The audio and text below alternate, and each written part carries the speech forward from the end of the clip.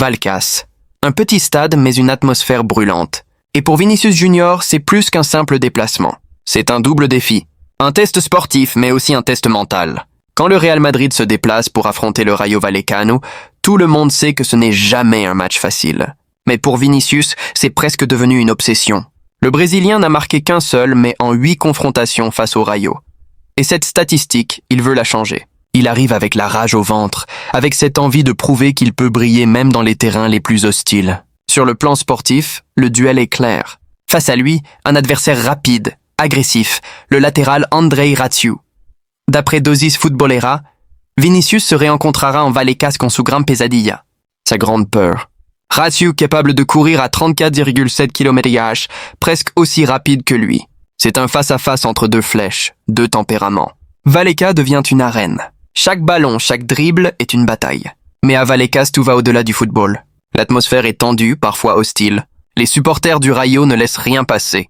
Cope a rapporté que La Liga dénonce la séquence complète de Vinicius à Vallecas, desde los insultos hasta su respuesta al público. Tout est scruté, chaque geste, chaque regard. Vinicius a souvent été pris pour cible, insulté, provoqué. Et à chaque fois, il tente de répondre par le jeu, par le talent. Pourtant, cette tension ne disparaît jamais complètement. Lors de la dernière visite du Real Madrid, ABC écrivait « El peor Vinicius vuelve a Vallecas por Navidad ». Le pire Vinicius revient à Vallecas pour Noël, une phrase lourde de sens. Ce n'est pas seulement une critique du joueur, c'est aussi le symbole de cette relation compliquée entre lui et ce stade. Le journal ajoute qu'il avait quitté la pelouse en adressant un geste à segunda, un geste moqueur signifiant la relégation, vers les supporters du Rayo. Ce moment avait enflammé la presse espagnole. Et c'est là tout le paradoxe de Vinicius.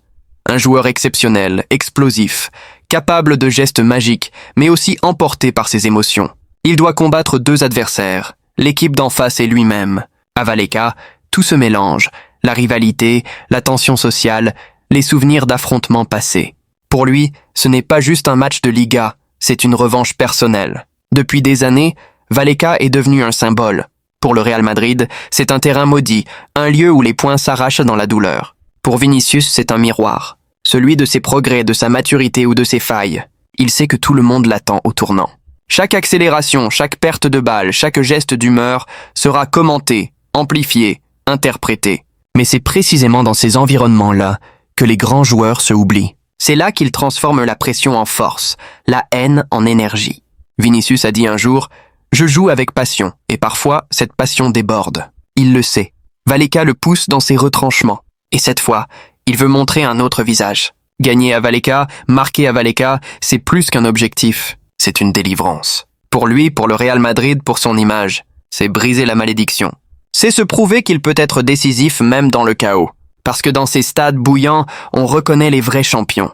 Alors, quand Vinicius entre sur la pelouse de Vallecas, il sait que tout recommence. Le bruit, les sifflets, les chants, la tension. Mais il sait aussi que c'est là, dans ce feu, qu'il peut prouver qu'il a grandi.